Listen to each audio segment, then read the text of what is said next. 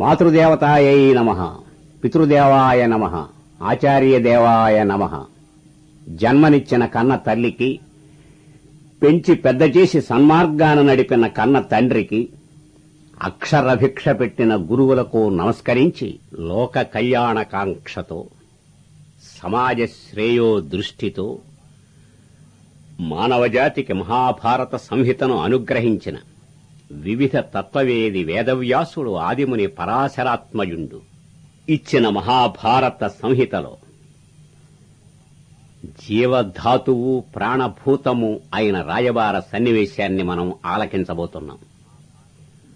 ప్రధానంగా మహాభారతం అంతా అధ్యయనం చెయ్యగలిగినా ఆలకించగలిగినా ఇబ్బంది లేదు, కాని అన్నిటికంటే ముఖ్యమైనది రాయబార ఘట్టం. ఈ రాయబార సన్నివేశంలో అంతకు ముందు సాగిన కథ అంతా పునరావృత్తమై రాబోయే యుద్ధ పరిణామం కూడా కృష్ణుని నోట మనం వింటాం.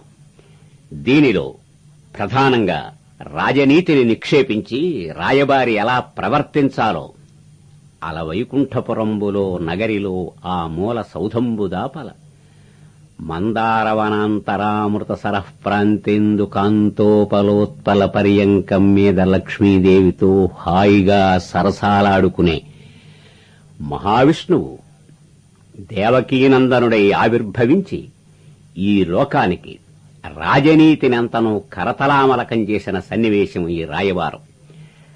రాజకీయాలలో అడుగు పెట్టేవారు, పెట్టదలుచుకున్నవారు నిత్యం పారాయణ చెయ్యవలసినటువంటి ఘట్టం కృష్ణరాయబార ఘట్టం. దీనిలో మానవ మనఃప్రవృత్తులు ఏ వయస్సులో, ఏ సందర్భంలో, ఏ సమయంలో ఎలా ఉంటాయో దానిని కూడా నిక్షిప్తం చేశాడు మహర్షి వ్యాసుల వారు.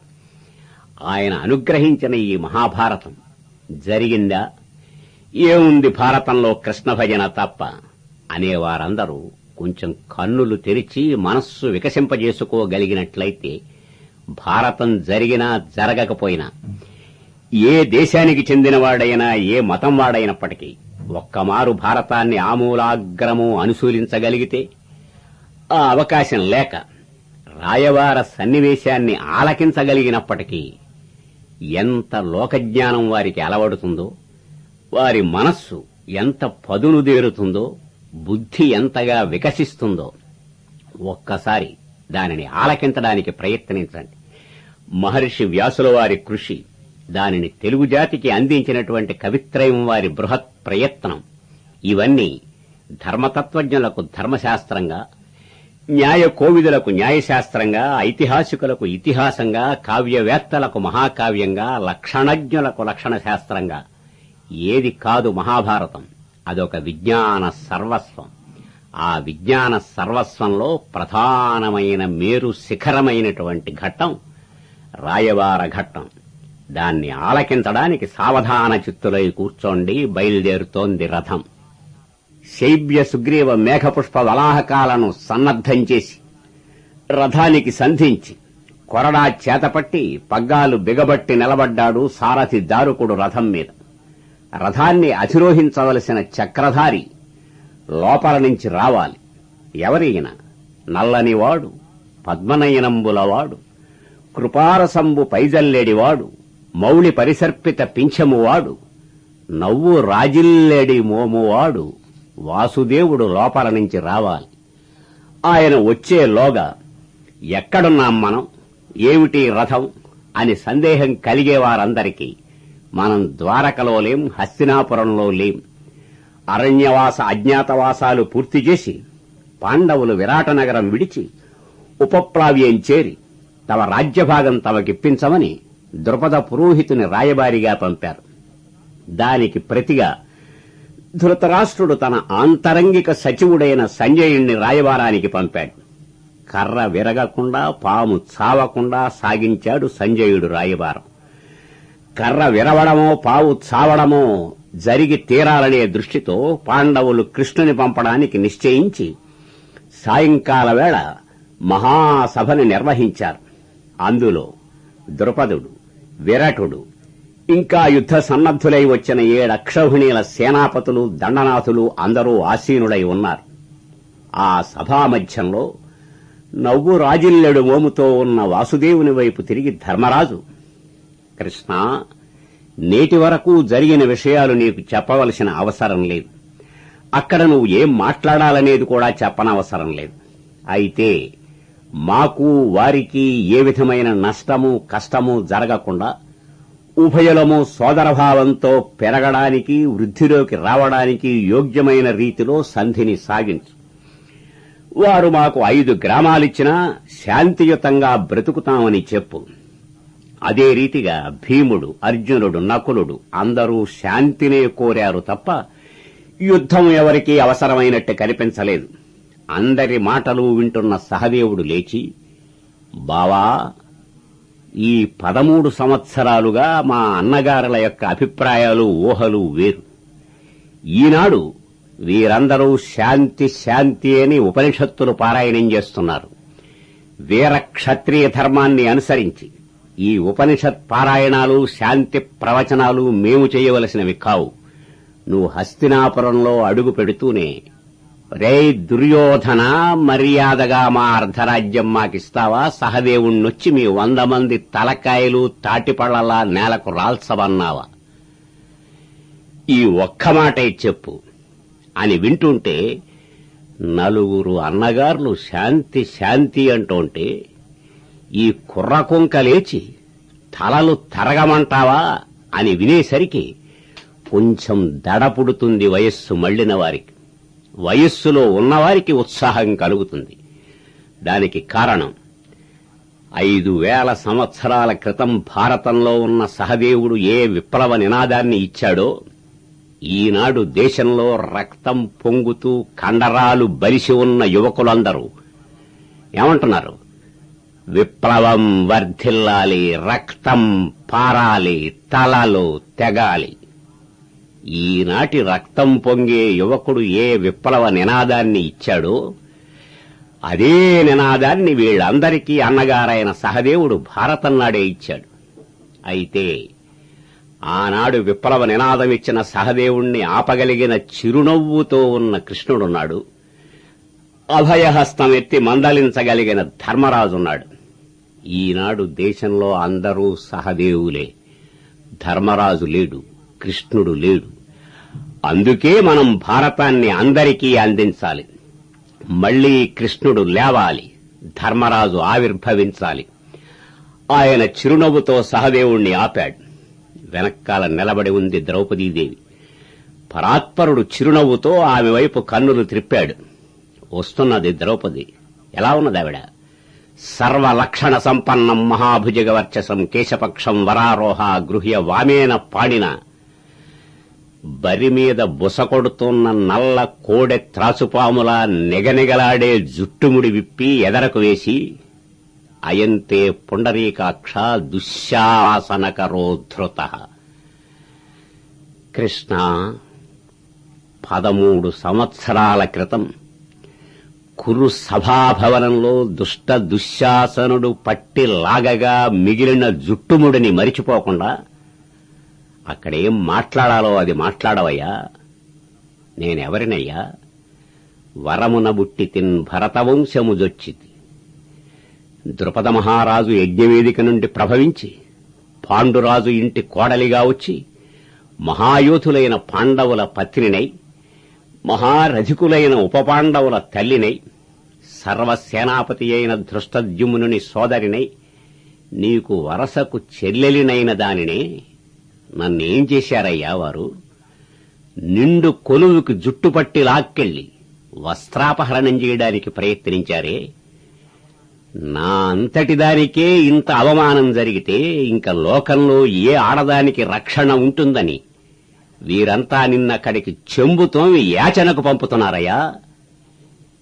వెళ్లి ఒకే ఒక్క మాట చెప్పు. దుర్యోధన, మర్యాదగా వారి అర్ధరాజ్యం వారికిస్తావా? లేదంటే నేనున్నాను, నా తోటికోడలు సుభద్రుంది, దాని బిడ్డ అభిమన్యుడున్నాడు, నా బిడ్డల 5 ఉపపాండవులున్నారు. మేము యనమండుగురము రథారూఢులమై బయలుదేరి వచ్చినట్లయితే ఎన్ని అక్షౌహిణీల సైన్యమైనా నేలమట్టమవుతుందని చెప్పు. మరొక మాట లేదు, పోనే రథాన్ని అని మహాభారతంలో ద్రౌపదీదేవి ఇచ్చిన సందేశాన్ని ఈనాటి యువతరానికి బాలికల వయస్సు నుంచి వంట బట్టించినట్లయితే దేశంలో తెల్లవారి లేచేసరికి ఇన్ని అత్యాచారాలు, అన్యాయాలు, అకార్యాలు జరిగే రోజులు నశిస్తాయి. లేదు, ఈ అత్యాచారాలను భరిస్తూ మన కర్మ ఇంతే అనుకునే తరాలు ముందు ముందు ఇంకా ఎక్కువ అవుతాయి. అందుకే భారతంలో ద్రౌపదీదేవి సందేశాన్ని ప్రతి కన్నెపిల్లకు వంటబట్టించాలి. విన్నాడు వాసుదేవుడు. తెలతెలవారుతుండగా సర్వలక్షణ రక్షితుడై రథారూఢుడయ్యాడు. రథం హస్తినాపురానికి సాగుతోంది. వాసుదేవుడు రాయవారిగా వస్తున్న వార్త విన్నాడు ధృతరాష్ట్రుడు.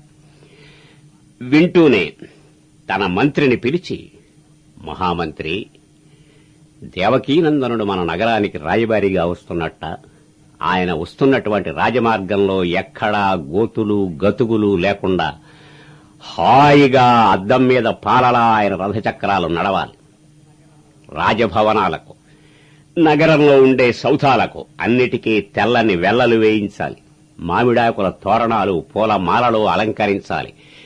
ప్రతి గృహ ప్రాంగణంలో రంగురంగుల రంగవల్లులు అలంకరింపించాలి. కేతనాలు ఎగురవేయించాలి. నగరంలోని ఆబాల గోపాలము వినూత్న వస్త్రాలతో, చిరునవ్వులతో ఆయనకు స్వాగతం పలకాలి. రాజవీధి అంతా కస్తూరి కలిపిన పన్నీరు జల్లించాలి. ఈ రకంగా ధృతరాష్ట్రుడు చెప్పినటువంటి మాటలున్నాయే, ఇది రాజస్వామ్యంలో ఎవరో అతిథులొస్తే చేసేవే కాదు. ఈనాడు ప్రజాస్వామ్యంలో కూడా మీ యోగం బాగుండి మీ గ్రామానికి ఎవరైనా మంత్రిగారు వస్తుంటే ఇన్ని ఏర్పాట్లు చేస్తారు. ఎటుచ్చి ఈవేళ కస్తూరి జల్లడం, రంగవల్లులు అలంకరించడం ఉండదు. మురికి వాసనలు పోవడానికి ఏవో రకరకాలైన మందులు జల్లిస్తారు. విడిచిపెడితే ప్రధానాంశం, మహామంత్రి, మన నగరంలో దుర్యోధనుడి కంటే దుశ్శాసనుడు చాలా అందమైన భవనం కట్టించాడు. ఆ భవనంలో కృష్ణుడికి విడిది ఏర్పాటు చెయ్యి. భవనంలోని ప్రతి గదిలో భూషాణాలలో మూలుగుతున్న ఆభరణాలన్నీ ప్రదర్శనకు సిద్ధం చెయ్యి. ప్రతి ద్వారం దగ్గర నవనవలాడే లావణ్యవతులైన ఇద్దరిద్దరు సుందరీమణుల్ని నిలబెట్టు. కృష్ణుడు లోపల అడుగు పెడుతూ ఉంటే వాని వంకే నువ్వు చూస్తూ ఆ కన్ను ఏ మణి మీద, కన్యామణి మీద పడినట్టు నీకు అనుమానం కలిగితే ఈ మణిని, ఆ కన్యామణిని ఆయన గదిలోకి పంపించు. ఈ రాత్రికి, రేపు ఉదయం మిగతా పని నేను చూసుకుంటాను అన్నవాడు 2 కళ్ళు లేని ధృతరాష్ట్రుడు. వాడికి తెలుసు, ఈ ప్రపంచంలో ఏ పురుషుణ్ణైనా కాంతా కనకాలతో వంచవచ్చును అని. 2 కళ్ళు లేని ధృతరాష్ట్రుడు చెప్పిన సత్యాన్ని ఈనాటికి దేశ దేశాలకు వెళ్లే మన రాయవారులు ఎలా లొంగుతారో గ్రహించి కాంతా కనకాలతో వంచిస్తూనే ఉన్నారు. అయితే 2 కళ్లతో పాటు జ్ఞాననేత్రం ఉన్న మహామంత్రి విదురుడన్నాడు, మహారాజా, ఎవరయ్యా వస్తున్నవాడు? నువ్వు ఇవ్వబోయే కాంతా కనకాలకు కక్కుర్తిపడే రాయబారి కాదయ్యా. ఆయన నోట వెలువడిన మాటలు జాగ్రత్తగా విని ఆచరించావా నువ్వు, నీ బిడ్డలు 4 కాలాలు భూమి మీద బతుకుతారు, లేదా సర్వనాశనమైపోతాం అని మహారాజుని కూడా మందలించగలిగిన మంత్రి ఆఖరివాడు విదురుడు. ఆ తరువాయి వచ్చిన ప్రజాస్వామ్యంలో కూడా ఇక్కడ ముఖ్యమంత్రిని కాని, అక్కడ ప్రధానమంత్రిని కాని ఎదిరించిన వారికి మరునాడు పుట్టగతులుండవనే విషయాన్ని గట్టిగా చెప్పడం అంత ఉచితం కాదు. అనుకున్న ప్రకారం అన్ని ఏర్పాట్లు జరిగిపోయాయి. రథం సరాసరి హస్తినాపురంలో రాజసభాభవనం దగ్గరకు వచ్చింది. లోపలకు వెళ్లాడు వాసుదేవుడు. కురువృద్ధులైన బాహ్లిక, భీష్మ, సోమదత్తాదులందరికీ నమస్కారం చేశాడు. గురువృద్ధులైన ద్రోణాచార్య, కృపాచార్యులకు పాదాభివాదం చేశాడు. ధృతరాష్ట్రుడికి చేతులు జోడించాడు. దుర్యోధనుడికి నెత్తిమీద చేయెట్టాడు. దుశ్శాసనుడికి నడ్డి మీద చేయేశాడు. అందరినీ చిరునవ్వుతో పలకరించాడు. మామా, ప్రయాణంలో బాగా అలసిపోయాను. రేపు ఉదయం అసలు విషయం మాట్లాడతాను. ఈ రాత్రి విశ్రాంతి తీసుకుంటాను అని విదురుడి భుజం మీద చెయ్యి వేసి ఆయన గృహానికి వెళ్లి పాదప్రక్షాళనం చేసి ఆచమనం చేసి, మహామంత్రి, ఒక్కమారు మా మేనత్తను చూసి వస్తాను అని రథారూఢుడై కుంతీదేవి భవనానికి వెళ్ళాడు. వస్తున్న వాసుదేవుణ్ణి ద్వారంలో చూసి కుంతీదేవి కంట తడిబెట్టి పైట చెంగుతో ఒత్తుకుంటూ, ఏమయ్యా, 13 సంవత్సరాలై నా బిడ్డలు అడవులలో నానా క్లేశాలు పడుతున్నారు.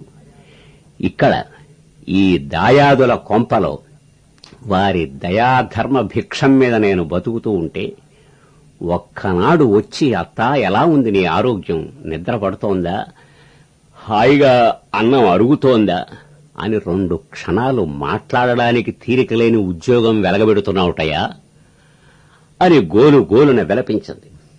ఈ విలపించిన మేనత్త ఉన్నదే ఈవిడ వాసుదేవుని మేనత్తయ్యే కాదు, మీ మేనత్త, నా మేనత్త కూడా.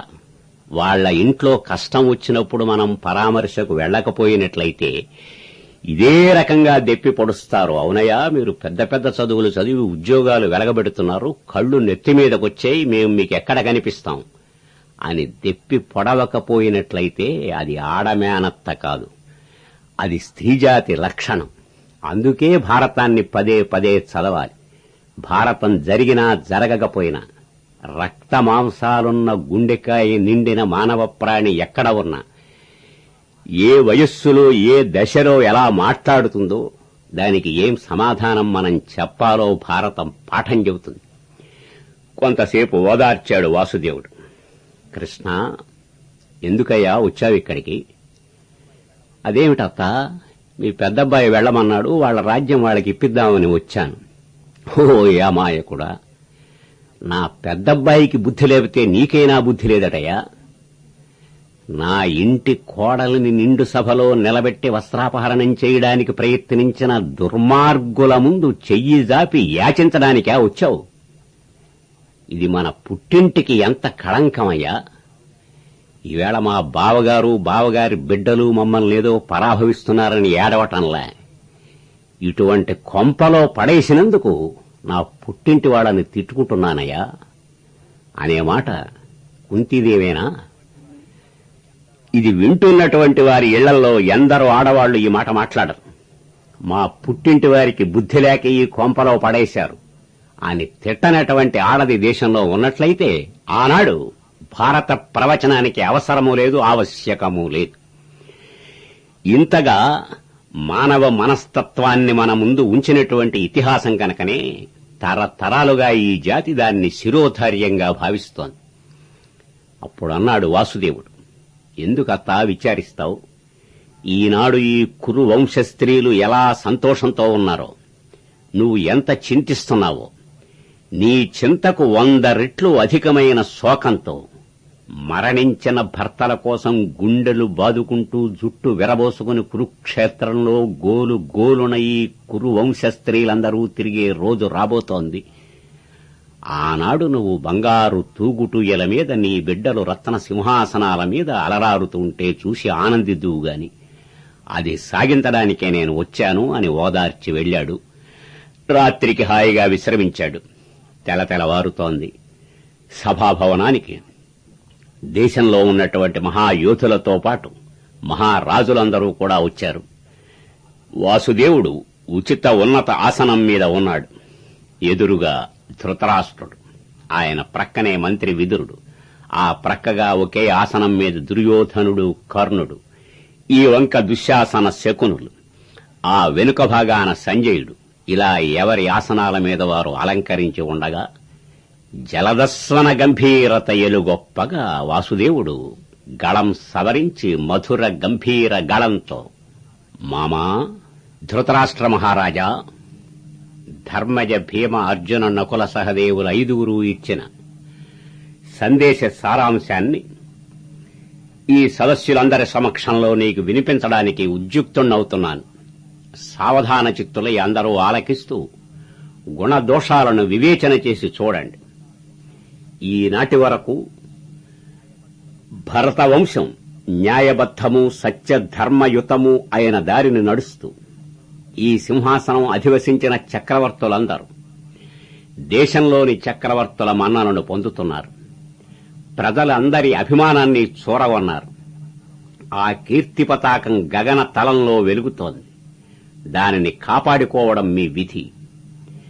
పాండవులు మీరు క్షీర నేరన్యాయంగా కలసి మెలసి ఉండాలని ప్రజలందరూ కోరుతున్నారు. నువ్వు ఈ ఉభయులను సమాన దృష్టితో చూడడం అవసరం. నీ బిడ్డలు ధర్మ మార్గం విడిచి ముందు వెనక చూడకుండా తన పెనతండ్రి బిడ్డలపై ఎన్ని అత్యాచారాలు చేశారు. చిన్ననాడే కన్న తండ్రి మరణిస్తే నీ రక్షణలో ఉన్న వారిని ఎన్ని హింసలు పెట్టారయ్యా. విషం కలిపిన అన్నం పెట్టారు, కోడె త్రాచుల చేత కరిపించారు, కాళ్ళు చేతులు కట్టి నదులలో త్రోయించారు. అది చాలక లక్క ఇంట పెట్టి నిప్పెట్టించారు. అదీ చాలక మాయ చేసి జోదం ఆడి సర్వ సంపదలు హరించారు. అంతతో తృప్తిపడ్డారా? ఈ సభాభవనంలో ఇందరి సమక్షంలో ఎంత అత్యాచారం సాగిందయ్యా. ఏనాడైనా ఏ రాజ్యసభలో అయినా ఇంత అత్యాచారం సాగినట్టు విన్నావటయ్యా నువ్వు. అదీ చాలక అడవుల పాలు చేశారు. ఘోషయాత్ర పేరిట ఎంత అన్యాయం చేద్దామనుకున్నారు. గోగ్రహణం పేరిట ఎన్ని అవమానాల పాలు చేద్దామని భావించారు. ఇన్ని ఘోరాలు నేరాలు చేసినప్పటికీ వారు సహనంతో ధర్మానికి కట్టుబడి శాంతంగా ఉన్నారు. ఈ 13 సంవత్సరాలు కాగానే తమ పితృదత్తమైన రాజ్యం తమకు లభిస్తుంది, అన్యోన్యంగా ఉందాము అనే భావంతో. చిన్ననాడు నీ తమ్ముడు పాండురాజు దివంగతుడయ్యాడు. ఆ బిడ్డలను నువ్వు తండ్రిలా పెంచి పెద్ద చేశావు. ఇప్పుడు వారిని విడిచిపెట్టడం న్యాయమే అనుకుంటున్నావా? ఈనాటికి వారు నిన్ను అదే గౌరవ భావంతో తమ తండ్రి కన్నా ఎక్కువగా మర్యాద చేస్తున్నారు. దాన్ని దృష్టిలో ఉంచుకుని పితృదత్తమైన రాజ్యాన్నే వారు కోరుతున్నారు. మరొక్క మాట ఈ సదస్యులందరికీ తెలియవలసినది. సారపు ధర్మమున్ విమల సత్యము పాపము చేత బొంకుచే పారము బందలేక చెడబారినదైన అవస్థ దక్షులెవ్వారలుపేక్ష చేసిరి, అది వారల చేటగు. కాని ధర్మనిస్తారకమయ్యు సత్య శుభదాయకమయ్యును దైవముండెడిన్. మహారాజా, ధర్మం మీద అధర్మం, సత్యం మీద అసత్యం దాడి చేసి మీదికెక్కినట్లయితే, దాన్ని నివారించగలిగిన దక్షులు చూస్తూ ఊరుకున్నట్లయితే ఆ పాపఫలాన్ని వారందరూ అనుభవించక తప్పదు. సత్యాన్ని ధర్మాన్ని రక్షించి నిలబెట్టడానికి దైవం ఎప్పుడూ సన్నద్ధమై ఉంటుంది. ఈ విషయాన్ని మరిచిపోవద్దు. ఇన్నిటినీ బాగా ఆలోచన చేసి నువ్వు నీ కర్తవ్యం ఏమిటో ఆలోచించు. నీ బిడ్డలను నీ చెప్పు చేతలలో ఉంచుకు నడిపించగలిగావా? అదృష్టం. నేను పాండవులను సక్రమ మార్గాన నడుపుతాను. ఆనాడు ఈ దేశంలో ఏ రాజవంశము మీ వైపు కన్నెత్తి చూడలేదు.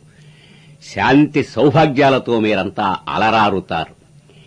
ఈ నేనాడిన మాటలలో ఏమైనా దోషం ఉన్నట్లయితే ఇక్కడ చేరిన ఈ మహారాజులు కాని, మహర్షులు కాని, ధర్మవేత్తలు కాని వేలెత్తి చూపి నా దృష్టిని మరలించవచ్చు.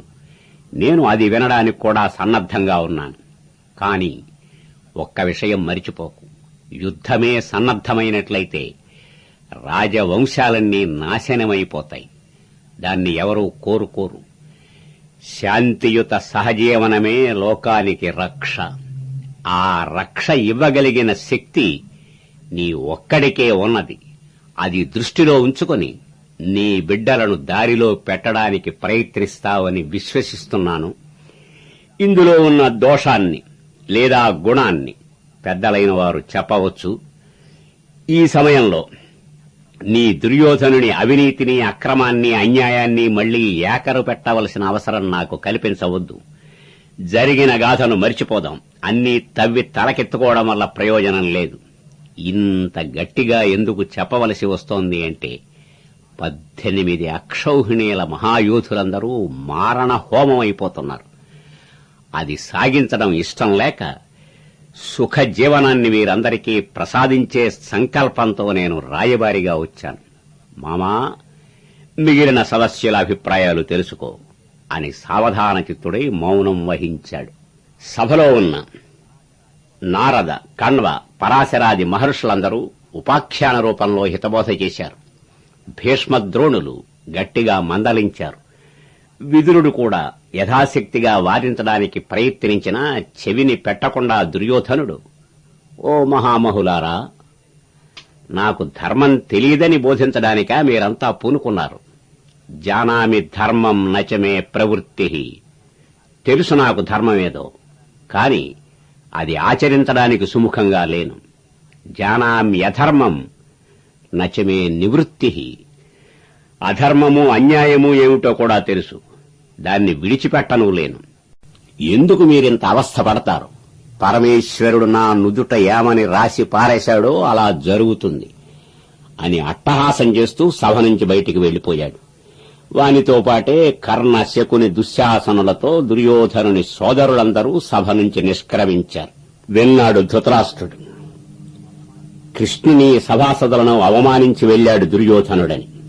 వింటూనే విదురుని పిలిచి, మహామంత్రి, మన మాటలేవి వీడి చెవికెక్కలేదు. ఒక్కమారు వాడి కన్న తల్లిని పిలిపించు. ఆ గాంధారీదేవి మాటలతో వీడేమైనా కళ్లు తెరుస్తాడేమో. అనగానే విదురుడు వెళ్లి దుర్యోధనుని తీసుకుని వచ్చాడు. మహాభారతంలో మనకు ఆదిపర్వంలో పెళ్లి పీటల మీద కనిపిస్తుంది గాంధారీదేవి. ఆ తరువాయి ఏదో అలవోకగా మనం చూస్తాం. కాని అసలు గాంధారీదేవి స్వరూపం ఇక్కడే మనకు ప్రత్యక్షమవుతుంది. ఆవిడ రాజనీతి ఎంతటిదో సావధాన చిత్తులై ఆలకించండి. వచ్చిన దుర్యోధనుని చూస్తూనే రేన్ రిశంశ, ఓరి పరమ మూర్ఖుడా, నువ్వు ఏం చేస్తున్నావో నీకు తెలియడం లేదురా. నువ్వు ఇన్ని అత్యాచారాలు అన్యాయాలు చేసినప్పటికీ శాంత చిత్తంతో సహన దృష్టితో ధర్మరాజు స్నేహహస్తాన్ని ముందుకు జాపుతున్నాడు. మర్యాదగా సంధి చేసుకో. దానికి ప్రధాన కారణం, రాజ్యాన్ని పాలించేవాడికి 2 లక్షణాలుండాలి. మొదటిది, ఉన్న సిరి సంపదలను బంధుమిత్ర పరివారంతో హాయిగా అనుభవించాలి. అది నీకు బాగా తెలుసు. ఇక రెండవదన్నదే, మేరు పర్వతమంత సిరి ఉన్నప్పటికీ ఖర్చు పెట్టడమే సాగుతూ ఉన్నట్లయితే అది మనిషిని పాతాళానికి తీసుకుపోతుంది. దాని రక్షణ వ్యవస్థని చూసుకోవాలి. ధర్మజ, భీమ, అర్జున, నకుల సహదేవులు రక్షణ విషయంలో చాలా వివేకం కలవారు. అటువంటి వారితో నువ్వు సంధి చేసుకున్నట్లయితే నీ భోగాలు నువ్వు అనుభవిస్తూ ఉండొచ్చు. వారితో పాటు నీ రక్షణ భారం కూడా వారే వహిస్తారు అని నీతి చెబుతున్నంతసేపు తల వంచుకు నిలబడిన దుర్యోధనుడు ఆవిడ చెప్పడం పూర్తి కాగానే ధుమధుమలాడుతూ మళ్లీ తిరిగి వెళ్లిపోయాడు. వెళ్లిపోయినటువంటి దుర్యోధనుడు ఆలోచన చేసి కృష్ణుని బంధించడానికి వస్తుంటే చూసినటువంటి పరాత్పరుడు మందహాసంతో, మామా, చూస్తున్నావా నీ బిడ్డల దురాగతం. మంచి మాటలు చెప్పి కాస్త సక్రమమైన దారిలో పెడదామని నేను ప్రయత్నిస్తుంటే ఎంతకు తెగించారో. వీరు చేసిన ఇన్ని అన్యాయాలను అత్యాచారాలను క్షమించి విడిచిపెడుతున్నా. ఈనాడు వీరు నన్నే బంధిద్దామనుకుంటున్నారు. నేనేదో చేతకాని వాడినని, శక్తిహీనుడనని భావిస్తున్నారు. ఒక్కమారు నేనేమిటో చూపిస్తాను చూడవయ్యా అని ప్రదర్శించాడు విశ్వరూపాన్ని. సూర్య చంద్రులు ఫాలభాగంలో నేత్రాలుగా వెలుగుతున్నారు. ఇరువంకల వసు, రుద్ర, ఆదిత్య మరుద్గణాలు శోభిస్తున్నాయి. వెనక వైపు నుంచి పాండవులు 5 ఆయుధాలను ధరించి ఉన్నారు. శంఖ, చక్ర, గదా, శారంగాది ఆయుధాలతో దుర్నిరీక్ష్యంగా వెలుగుతోన్న ఆ పరాత్పరుని చూడలేక అందరూ కన్నులు మూసుకున్నారు. భీష్మ, ద్రోణ, విదుర, సంజయులు ఆ విశ్వరూపాన్ని దర్శించి ఆశ్చర్యచకితులవుతూ ఉంటే ధృతరాష్ట్రుడు, పరాత్పర, ఒక్కమారు ఆ విశ్వరూప దర్శన భాగ్యాన్ని నాక్కూడా అనుగ్రహించవయ్యా అనగా కరుణించాడు. ధృతరాష్ట్రుడు ఆ విశ్వరూపాన్ని దర్శించి 2 చేతులు జోడించి పరాత్పరుణ్ణి ప్రార్థిస్తూ, కృష్ణ, ఇంత తేజోమయమైన విశ్వరూపాన్ని దర్శించిన ఈ నేత్రాలతో ఈ పాంచభౌతిక దేహాలను చూడాలని లేదయ్యా. నా దృష్టిని తగ్గించేసేయి. ఇంక మళ్లీ నాకు నేత్రదానం వద్దు అని చేతులు జోడించాడు. అందరూ ఆశ్చర్యచకితులై దిగ్భ్రాంతులై ఉన్న సమయంలో పరాత్పరుడు విశ్వరూపాన్ని ఉపసంహరించాడు.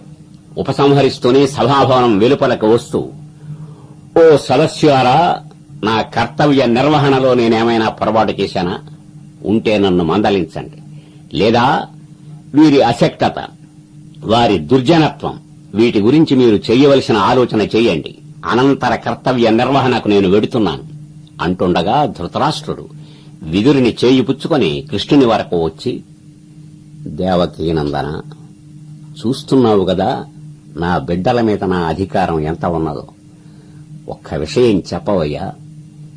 నేను ఈ విషయంలో దోషిని కాను అని ఒక్క మాట నువ్వు అన్నట్లయితే నేను ప్రశాంతంగా నా జీవితాన్ని చాలించగలుగుతానయ్యా. అనగానే పరాత్పరుడు చిరునవ్వుతో అందరినీ చూసి, మీ అందరి ఎదురుగా ఈ మహారాజు మాటలు మీరు విన్నారు. గాంధారీదేవి చేసిన హితోపదేశము విన్నారు. కన్వ, పరశురామ, నారదులతో పాటు భీష్మ, ద్రోణులు ఎంత ప్రయత్నించినా చెవికెక్కని దుర్యోధనుడికి రణరంగమే శరణ్యం. నాడు కురుక్షేత్ర రణరంగంలో ధూళి ధూసరితమైన నేల మీద రక్త పంకంలో పొర్లుతున్నప్పుడు తెలుస్తుంది వీడికి పాండవుల శక్తి ఎంతటిదో. అంతవరకు ఈ అహంకారం మూర్తిభవించిన గర్విష్ఠి యొక్క అన్యాయాలు, అక్రమాలు సాగనివ్వండి. ఎంతకాలం సాగుతాయి? 13 సంవత్సరాలు ఓపిక పట్టి ఉన్నారు.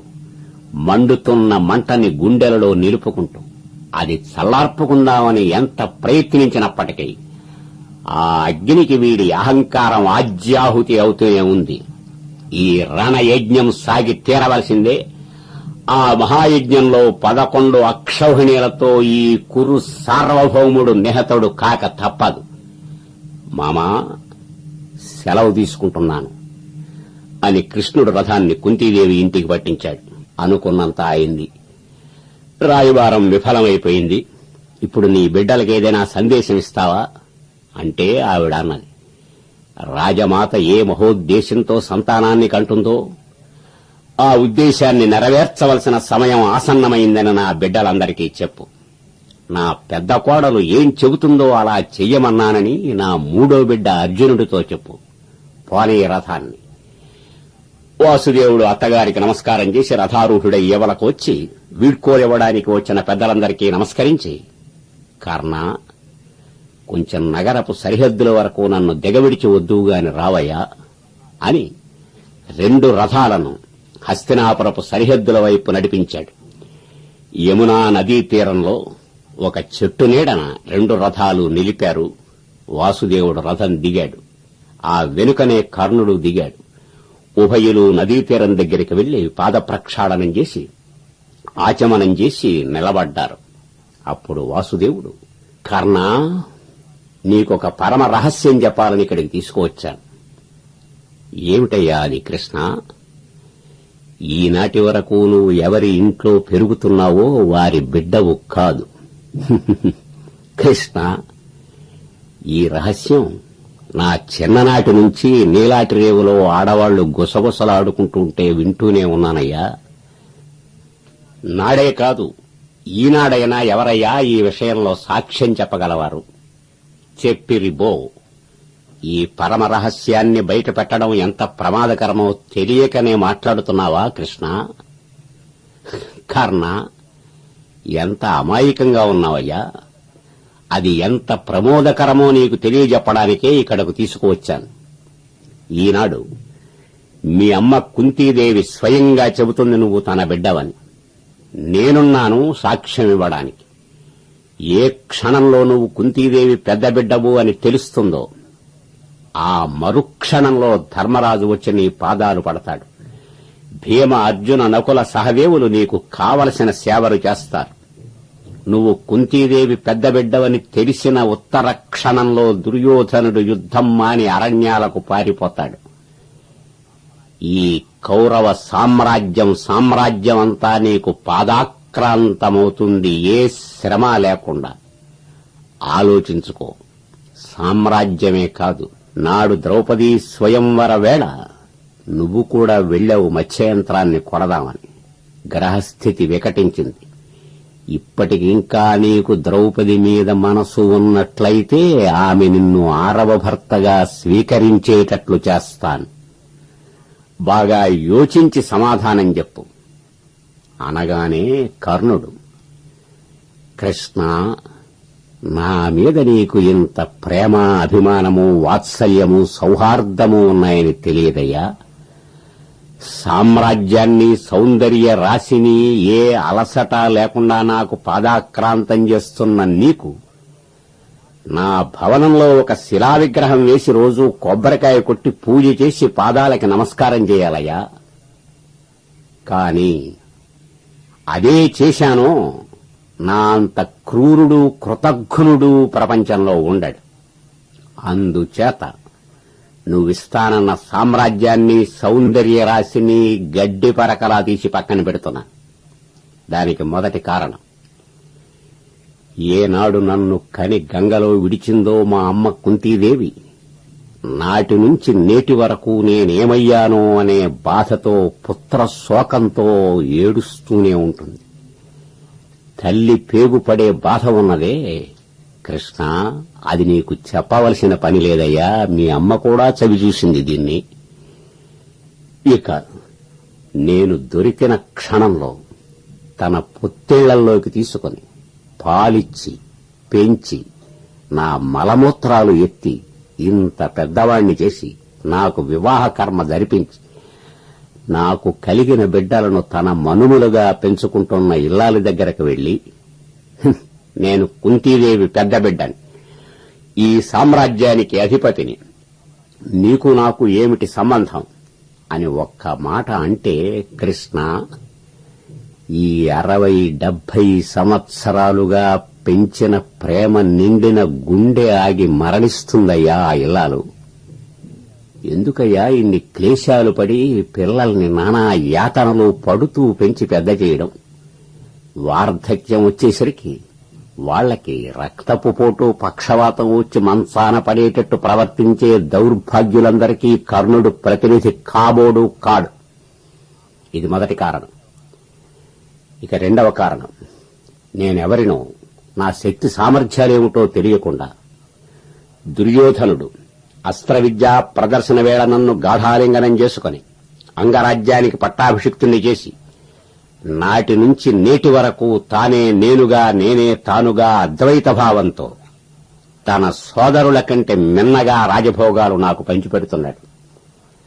అటువంటి స్వామిని ఈనాడు ఈ రాజ్య లోభంతో, కాంతా లౌల్యంతో విడిచిపెట్టి స్వామి ద్రోహానికి, మిత్రద్రోహానికి ఒడిగట్టాడు కర్ణుడు అనే అపఖ్యాతి. దాన్ని భరించలేనయ్యా. మరొక్క మాట, నాడు ద్రౌపదీ వస్త్రాపహరణం జరుగుతున్నప్పుడు భీమసేనుడు ప్రతిజ్ఞ చేశాడు, జ్ఞాపకం ఉన్నదా? పెటపెట పండ్లు కీటుచును భీకరుడై కనుగ్రేవ నిప్పుకల్ పొటపొటరాల ఏమన్నాడు భీముడు? రే దుశ్శాసన, నీ విపుల వక్షశైల రక్తౌఘ నిర్ఝరముర్వీపతి సూచుచుండ అని నాస్వాదింతునుగ్రాకృతిన్.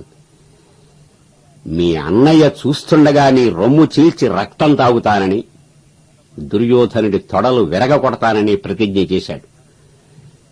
నాటి నుంచి నేటి వరకు దేశంలో మూతి మీద మీసం ఉండి మీసానికి పౌరుషమున్న యోధుడల్లా దండాలు, బస్తీలు తీస్తున్నారు, ఆయుధాలు పదును పెడుతున్నారు, కత్తులు సానబడుతున్నారు. ఎప్పుడెప్పుడు కురుక్షేత్ర సంగ్రామం అని ఎదురు చూస్తున్నారయ్యా. ఇటు 11 అక్షౌహిణీలు, అటు 7 అక్షౌహిణీలు యుద్ధ సన్నద్దమై నిలబడి ఉన్నాయి. ఈనాడు ఈ రాజ్యకాంక్షతో కర్ణుడు ధర్మరాజు పక్షానికి చేరాడు, యుద్ధం ఆగిపోయింది అని తెలిస్తే ఏమైపోతారయ్యా ఈ 18 అక్షౌహిణీల యోధులును? రక్తపు పోటొచ్చి, పక్షవాతం వచ్చి దిక్కులేని చావు కుక్కల్లా నొలక మంచాల మీద పడిపోతారు. మహాయోధుడు, మహావీరుడు అయిన వాడు దిక్కులేని చావు చావకూడదయ్యా. విజయమో వీర మరణమో రెండే యోధుడైన వాడికి బ్రహ్మ రాసి పడేసినవి. కురుక్షేత్ర సంగ్రామాన్ని ఆగనివ్వకు. జరగబోయే కురుక్షేత్ర సంగ్రామ గాథని దేశ దేశాల వారు తరతరాలుగా గానం చేసుకుంటుంటే అది వింటూ వీరస్వర్గంలో ఈ 18 అక్షౌహిణీల యోధులు శాశ్వతంగా ఉండే అవకాశాన్ని కర్ణుడు నాశనం చేశాడనే అపఖ్యాతిని నా నెత్తి మీద పెట్టకు కృష్ణ. ఇంక మారు మాట్లాడకుండా నీ రథాన్ని పోనెయ్యి అంటుంటే కృష్ణుడు చిరునవ్వుతో భుజం తట్టి కర్ణ, ఆవేశంలో ఏవో చాలా ఆదర్శాలు ఆశయాలు వల్లిస్తున్నావు. కొంచెం సావధానంగా ఆలోచించి మరొక్కమారు నీ అభిప్రాయాన్ని వ్యక్తం చేయవయ్యా అంటే కర్ణుడు మరింత గట్టిగా నవ్వి, కృష్ణ, ఆవేశానికి, ఆశయాలకి, ఆదర్శాలకి నా వయస్సేమిటయ్యా? షష్ఠి పూర్తి అయి దశాబ్దం గడిచిందయ్యా. ఈవేళ రక్తపు పొంగులో ఆవేశంలో నినాదాలిచ్చే యువకుణ్ణి కాదయ్యా నేను. 13 సంవత్సరాల క్రితం నిర్ణయమైపోయింది కురుక్షేత్ర సంగ్రామం జరిగి తీరాలని. అది ఆగదు. కాని దేవకీనందన, యుద్ధం పూర్తి అయ్యే వరకు నేను కుంతీదేవి పెద్ద బిడ్డను అనే రహస్యం బయట పెట్టనని నాకు వాగ్దానం చెయ్యవయ్యా. దానికి కారణం చెబుతాను. ఈ సామ్రాజ్యాన్ని ధర్మరాజే పరిపాలించాలి. ఆ ప్రయత్నమే నువ్వు సాగించాలి. అలా కాక ఈ రాజ్యం నాకు దక్కిందనుకో, ఏం చేస్తాననుకుంటున్నావు? ఇంతకాలంగా నన్ను ఇంత ఆదరించి అభిమానించి అత్యున్నత స్థానంలో ఉంచిన దుర్యోధనుడికి దీన్ని ధారపోస్తాను. దుర్యోధనుడు సింహాసనం ఎక్కడానికి పనికిరాడయ్యా అని ఎందుకంటున్నానో తెలుసా? తన పినతండ్రి కదా పాండురాజు. ఆ పినతండ్రి ఇంటి కోడలిని ఏమి చేశారయ్యా వీరు? కురు గురు వృద్ధులందరూ ఆసీనుడై ఉన్న సభాభవనానికి జుట్టుపట్టి లాగించారు. వస్త్రాపహరణానికి ప్రయత్నించారు. పినతండ్రి కోడలినే ఇంత అత్యాచారం చేయడానికి సాహసించిన దుర్మార్గులు సింహాసనం ఎక్కినట్లయితే, వాసుదేవా, ఈ దేశంలో ఆడజాతికి రక్షణ ఎక్కడ నుంచి వస్తుందయ్యా? ఈ మాట నేనంటే మరి అంతటి అత్యాచారాలు సాగించేవారితో ఇంతకాలము కలసి మెలసి తిరిగి వారు ఆడే ఆటలు ఆడుతూ వారి పాటలకు వంతపాట పాడుతూ ఎందుకున్నావు అని నువ్వు అడగవచ్చు. దానికి ఒక్కటే కారణం, నా విశ్వాసం, కృతజ్ఞత. నాకు చేసిన ఉపకారాలు అంగరాజుని చేశారు కాదుటయ్యా. అవమానించవలసిన సమయంలో ఎన్ని రాజభోగాలు నాకు సమకూర్చారయ్యా. అటువంటి వారికి ఈ జీవితాన్ని అంకితం చెయ్యకుండా ఎలా ఉంటాను? అది మానవత్వానికి లక్షణం. కృతజ్ఞత, విశ్వాసము ఈ రెండూ లేనట్లయితే వాడు పశువు కూడా కాదు. ఇంత గడ్డి పడేస్తే విశ్వాసంతో ఆవు పాలిస్తుందయ్యా. 2 మాంసం ముక్కలు వేస్తే కుక్క విశ్వాసంతో కాపాడుతుందయ్యా. అది కూడా లేకపోతే మనిషి ఎందుకయ్యా బ్రతకడం? ఇక పాండవులకు జరిగిన పరాభవాలకు, ద్రౌపదికి చేసిన అత్యాచారానికి, పరుష వాక్యాలకు ఏమిటి కారణం అని అడుగుతావు నువ్వు. యద్యబ్రువమహం కృష్ణ కటుకాని స్మ పాండవాన్ ప్రియార్థం ధార్తరాష్ట్రస్య తేన తప్యేహి యకర్మణ. పాండవులను, ద్రౌపదిని ఇంతకాలము ఇన్ని పరుష భాషణాలతో అవమానించడానికి కారణం ప్రియార్థం ధార్తరాష్ట్రస్య, దుర్యోధన దుశ్శాసనులకు తృప్తి కలిగించి వారి మెప్పు పొందడానికే ఇన్ని అమానుషమైన భాషణాలు సాగించాను. తేన తప్యేహి యకర్మణ. ఆ చేసిన అన్యాయాలకి, పరుష భాషణాలకి గుండె ఉడికిపోతోందయ్యా. రాత్రిపూట నిద్ర రావడం లేదు. కాస్త కన్ను మూస్తే దుస్వప్నాలు వస్తున్నాయి. ఎంత త్వరగా ఈ ప్రాణం పోతుందా అని ఏడుస్తున్నానయ్యా ఒంటరిగా అంతఃపురంలో పడుకుని. ఇంకా దీన్ని పొడిగించదలుచుకోలేదు. ఈ జీవితం ఎంత తొందరగా అంతమైపోతే అంత సుఖంగా ఉంటుందనిపిస్తోంది. రాని ఈ యుద్ధాన్ని. యుద్ధంలో ఒకవేళ నీ శక్తియుక్తులు కూడా వికటించి విషమించి మేము నెగ్గినట్లయితే హస్తినాపురంలో హాయిగా మనం కలుసుకుందాం. లేదా వీర స్వర్గంలోనే నీ దర్శనం. సాగించవయ్యా నువ్వు అధ్వర్యుడిగా ఈ రణయజ్ఞాన్ని. ధర్మరాజు యజమానిగా ఉంటాడు. సంగ్రామ యజ్ఞాంతంలో ధర్మరాజు విజయశ్రీని వరిస్తాడు. కాదంటే ఈ కలహం అంతకీ మూల కారణం నేనొక్కడే కాదు. శకుని, దుశ్శాసనుడు కూడా ఉన్నారు. వారు కూడా పాండవ పక్షానికి వస్తే అప్పుడు నేను ఆలోచిస్తాను. ఇవేవి జరిగే పనులు కావు కృష్ణ. పోనీ రథాన్ని ఇంక నాకేమీ చెప్పకు. మరిచిపోకు, యుద్ధం పూర్తయ్యే వరకు కర్ణుడు కుంతీదేవి బిడ్డ అనే మాట బయట పడకూడదు. పోనీ రథాన్ని. కర్ణ, కురుక్షేత్ర మధ్యంలో సాగబోయే సంగ్రామంలో గాంధీవ ధన్వి అయి అర్జునుడు నిలబడతాడు. ఆ రథానికి సారథిగా నేనుంటాను. పైన కపిధ్వజం ఎగురుతూ ఉంటుంది. నాడు పినాకపాణి ఎదురు వచ్చినప్పటికీ అర్జునుని నిలబెట్టలేరు అనే సంగతి మరిచిపోకు. మొత్తం మహాయోధులందరినీ నేలమట్టం చేసే వరకు సంగ్రామం ఆగదు. భీమసేనుడు తన గదాదండంతో శత్రువుల శీర్షాలను తాటిపళ్లల్లా నేలకు రాలుస్తున్నప్పుడైనా మీ దుర్యోధనుడికి బుద్ధి వస్తుందేమో. అప్పుడు ఆలోచించండి. అంతవరకు ఈ సంగ్రామం ఆగే అవకాశం కనబడడం లేదు. నకుల సహదేవులు పిడుగుల వలె శత్రువుల మీద పడుతున్నప్పుడు, ఖడ్గ చాలనంతో నకులుడు, గదాయుద్ధంతో ధర్మరాజు, అస్త్ర విద్యా ప్రదర్శనంతో సహదేవుడు మొత్తం మీ సేనలన్నిటినీ చీకాకుపరిచి రక్తపు టేరులలో ప్రవహింపజేస్తారు. ఆనాడు మీరు గ్రహిస్తారు నేను చెప్పినటువంటి మాటల సారం ఏమిటో.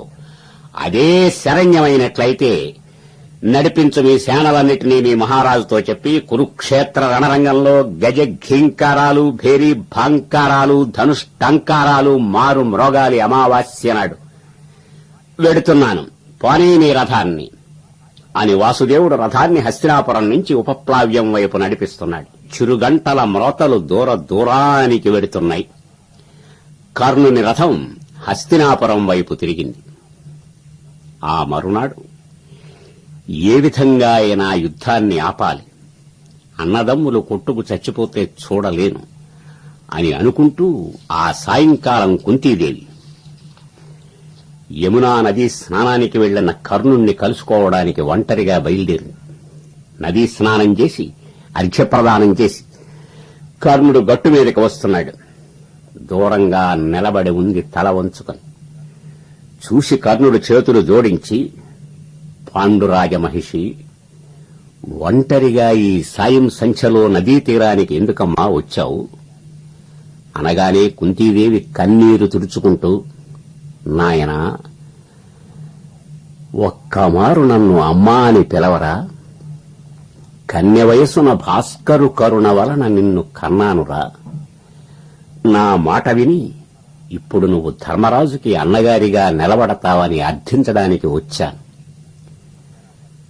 వీరపత్రి, ఈ ఊహ నన్ను గంగలో విటవడానికి ముందే నీకు కలిగి ఉన్నట్లయితే ఇంత విపత్తు వచ్చేది కాదమ్మా. నాకు క్షత్రియ యోగ్యమైన కర్మలు జరపకుండా విడిచిపెట్టావు. ఈనాడు నేను ధర్మరాజు సోదరుడిని అని వస్తే ఎంత అన్యాయం చేసిన వాడినవుతాను నా ప్రభువు దుర్యోధనుడికి. అదలా విడిచిపెట్టు. కాని లోకం ఏముంటుందో తెలుసునా? సవ్యసాచికి భయపడి కర్ణుడు ఈ ఎత్తు వేశాడంటుంది. లేదా అర్జునుడే ఇలా నిన్ను పంపి ఈ కుతంత్రం పన్నారంటుంది. ఇది మా ఉభయులకి కూడా శ్రేయస్కరం కాదమ్మా. అయినా నువ్వు వచ్చి అడుగుతున్నావు. కన్న తల్లివి కనుక నువ్వు కోరకుండానే నీకొక వరమిస్తున్నాను.